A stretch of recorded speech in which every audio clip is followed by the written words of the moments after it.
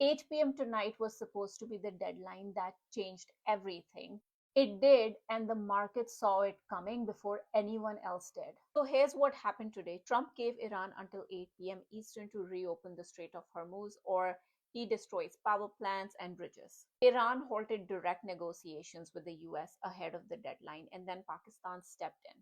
And tonight, right at that deadline, Trump agreed to a 2 week ceasefire. Iran commits to reopening the strait. Both sides use that window to negotiate a bigger deal. The war is not over, but the clock just got reset. And here is what's wild. Markets had already been pricing this in all afternoon. S&P closed up 0.08%, Nasdaq is up 0.1%, and the Dow is down just 0.2%.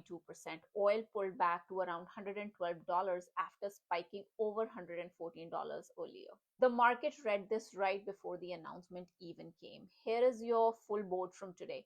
Winners first. Broadcom up over 6% after announcing expanded deals with Google to produce future AI chips and a separate deal with Anthropic, giving them access to 3.5 gigawatts of computing capacity. Intel up over 4% on reports of a possible deal with Elon's xAI. United Health up over 9%, biggest Dow gainer of the day after the government announced a $13 billion boost to Medicare Advantage payments. Chevron is up on energy. Now let's talk about the losers. Apple is down around 2% after Nikkei Asia reported the foldable iPhone is hitting serious engineering problems. Bloomberg later said the launch is still on track for September, but the stock still closed lower on that uncertainty. Tesla and Nike are also down. So here's what this ceasefire means for tomorrow morning. Oil was already pulling back before the announcement. Expect that to continue. The strait reopening removes the immediate supply shock that was pushing prices above $114. Energy stocks that ran up today could give some of those gains back if oil drops hard.